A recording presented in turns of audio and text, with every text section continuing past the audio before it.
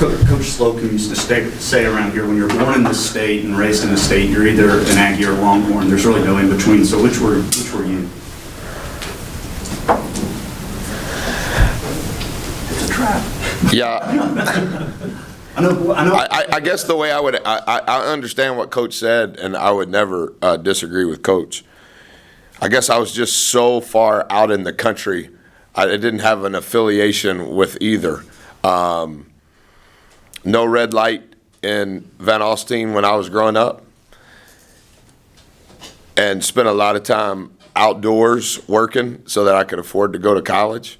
And so I was just trying to get to a college. And relative to sports, we didn't have cable TV. And so whatever game was on, college, pro, football, baseball, basketball, I just enjoyed watching it. So I didn't necessarily grow up with an affiliation or an affinity, to be honest, for either. So you were a Longhorn? No.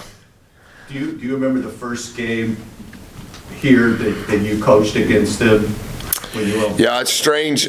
Frank Haith was hired as the head coach at the University of Miami, and I watched the press conference of his announcement at Coach Barnes's house. I was interviewing at Austin the day after Frank left, and then when I landed back in Denver, I flew Austin to Denver. When I landed back in Denver, Coach G called and offered me the job here. So I remember both times that we played, the 2 years that I was here. Obviously, the shot that AC made, everybody remembers that in Aggie lore. But I remember competing against them here and there. Did you feel the need to, obviously you understand, having been in it, what that game means to Aggies. Did you feel the need to educate some of your players? Yeah, I'm going to give them a little bit today, a little bit tomorrow, and a little bit on Saturday.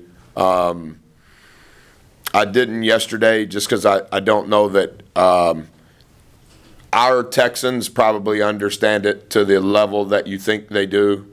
Our non-Texans don't. And so I want to give them a little bit of history, not just of men's basketball, but just the rivalry in general. Like, I don't think they know when we're swaying back and forth that there's a reference to TU. Like, I don't think they know all of that. So want to give them bits and pieces of the history and kind of have it planned out. Is this a fun game to coach in, or should I ask you that afterward on Sunday? We'll be battling uphill. They're a top 20 team. I think it's the best team Coach has had. If you study statistically, for sure it's the best start to a season that he's had since he's been in Austin. I think there's a really good combination, not only of talent, but also of experience playing with one another. I would say that their style of play trends more towards how Coach has played in the past. I think he's done an incredible job with the talent he's got there to Austin in prior years of maybe skewing the way they played in relation to how he has typically played. But I think they're a top 20 team, and I think that per position they kind of know what they're going to get. Specific to us, per position, we don't know what we're going to get. So we'll be playing uphill from the beginning. To answer your first question, whether it's Texas, and not to negate or act as if I don't understand the importance of it, I'm grateful, just as grateful when we play Troy, or just as grateful when we play Fairfield. All of it is bigger than any dream that I ever had, and so to be able to be a part of it is real cool. Buzz, have you gotten at all discouraged or frustrated, or it's just, did you anticipate that there was going to be some hard times as you get started? All of that, yes, sir. I wouldn't say that I've handled it perfectly. I have gotten discouraged. I have gotten frustrated. I did anticipate it. I think it's just part of it, and that doesn't justify the results. So probably a mixture of all of it. And I don't necessarily foresee that changing per se. What needs to change is my maturity level and how I handle it. I need to do a better job of helping our guys understand what we're trying to do. I need to help our guys have more consistency in what it is that we're trying to do. And hopefully from that consistency, they can begin to have more success, not just on the scoreboard, but in each of the facets that we're trying to improve in. Are you seeing any indications that they're at all starting to grasp exactly what you want? Yeah, in some ways, like I thought we did better in our turnover rate while in Orlando. Our field goal percentage was not good, but our turnover rate was better. Offensive rebounds is a big part of why we lost against Fairfield. Fairfield offensive rebounded 47% of their misses, which is astronomically too high. So I have seen moments of execution at what we want, just not the consistency or not knowing where the consistency will come from. And I think that's difficult in that, here, let's try this person or this grouping of persons and see if it works. Oh, it's working. Okay, well then let's play. It's not working. Okay, well, sub out and let's try another one. We don't have the margin to give away possessions to see if that particular moment, if we'll have consistency. And I think that's where my frustration has come from. And in defense of our kids, what I will say about them, they're aware of what we're saying, which is good.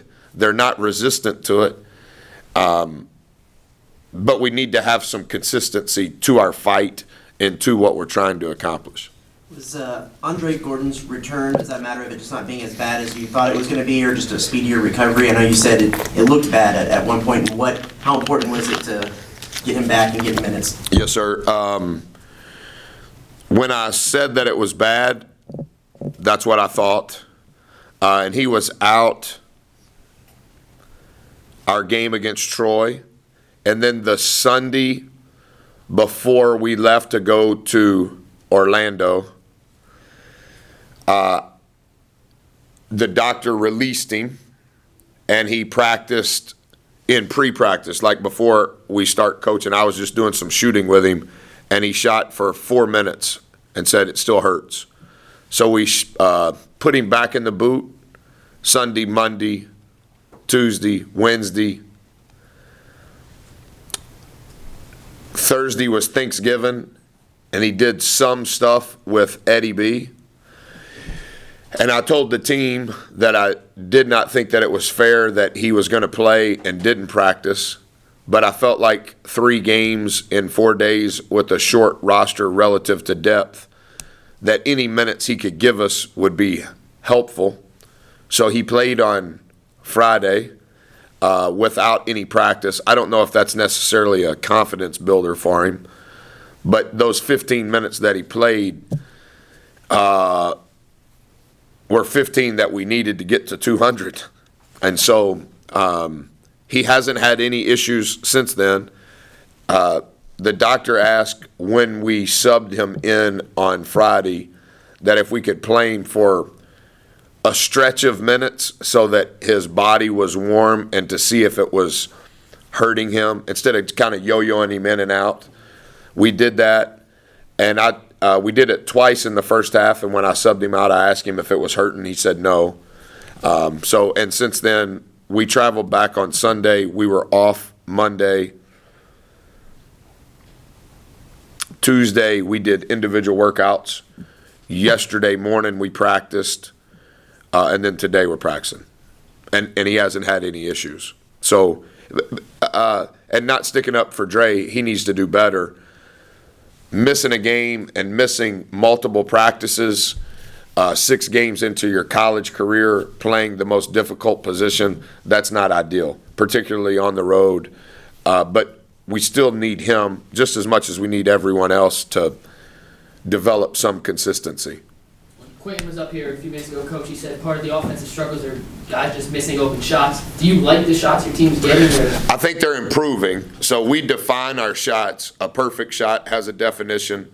An average shot has a definition. A bad shot has a definition. Our bad shot percentage has continued to decrease. We show them clips of bad shots, average shots, perfect shots, not only of us, but of other teams, so that they begin to understand how we define it. That doesn't mean how we define it is right, but so that when we prepare for an opponent, when we say, guys, what we call a bad shot, they call a good shot, then they can contrast and compare the difference. So I think that the quality of our shots have improved. We need to shoot a higher clip. That's not just Q. Q's not shooting it very well at all. We all need to shoot a higher clip.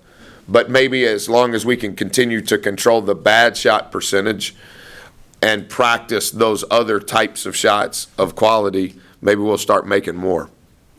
You mentioned depth. Is it disappointing that TJ Starks decided to move on, or is that more of a mutual decision? I mean, he had done some good things around here, obviously. Good player, in my opinion. Good player.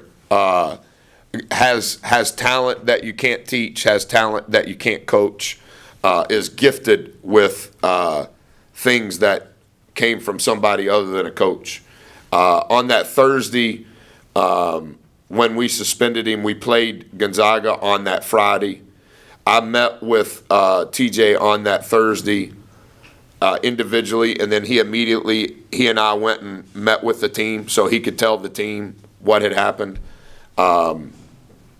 And then on, Thursday I suspended him. Friday we played. It seems as though it was the next Monday when he texted me and said he wanted to meet. That's when he told me that he wanted to transfer. That's when he went and told the team that he was transferring, went straight to compliance and got I don't guess he got anything. I guess you just sign and say, I'm leaving, however that works. On the Friday before that day, whatever that was, Monday or Tuesday, on that Friday, he had texted me because I'd asked him to keep me updated on if he was going to class, if he was going to study hall, and all those things. And he had been. I knew that from our adult sources, and he was letting me know. And then on that Tuesday morning is when he texted and said he wanted to meet. So it's a portion of the nature of college basketball. It's not just TJ Starks. It's a high number. The transfer rate is very high, not just in our sport. I think it's part of what's going on in the world. But, disappointed. Would he help our team? For sure. Had he done a lot of good things here as a player? For sure.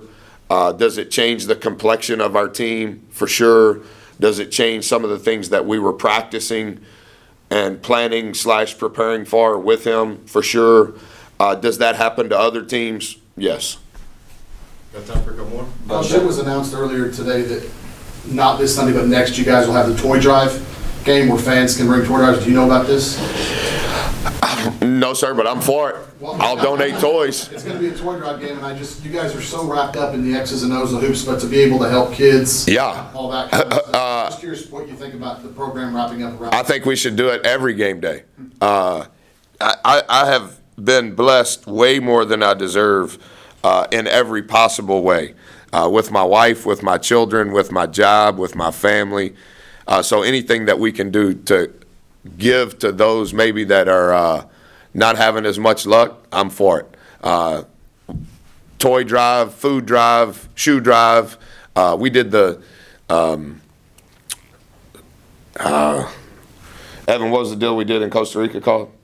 Samaritan's Feet. Yeah, Samaritan's Feet, where you get, literally you clean the children's feet and give them new socks and give them new shoes, and you literally put them on them. So I'm for any of those things all the time, year round. Chuck was in here earlier, and he said in his words, his blood was already boiling. He did? Looking forward to playing Texas. That's good. I'm I hope it translates to making shots. I'm wondering, where that fine line is between guys that are really excited and emotional to play versus, being under control and doing what they need to be doing, I guess. Yeah, it is a delicate line. I think competitively speaking, whether it's this game or any other game, handling all of that internally the right way so that externally you can still do your job. I think Chuck is a very, very pure human being. I haven't been around him as much as a lot of other people. This is his 4th coaching staff in his 5-year career. Same with Nebo. That's a lot. Whether you're a good player, bad player, guard, big, it doesn't matter. That's a lot of change. And he has been 10 toes in from the very beginning. And I sincerely respect his willingness to do that and his attempts at leading our group to do what we're asking to do. I really respect. I probably give him more minutes maybe than his talent suggests, but not more minutes than his heart suggests. He's taken more charges than the rest of our team combined. And in game action, when the clock is going on, he has been first to the floor more than the rest of our team combined. And I think that speaks to how he was raised, but I think that speaks to who he is. And I hope that I cheer for him. I want him to make shots. He's been taking too many bad shots, but I want him to shoot at a higher clip. And if blood boiling is a good thing, as long as you can execute your job, yeah, I don't have any problem with that. All right, thanks, Coach. Thank you. You bet.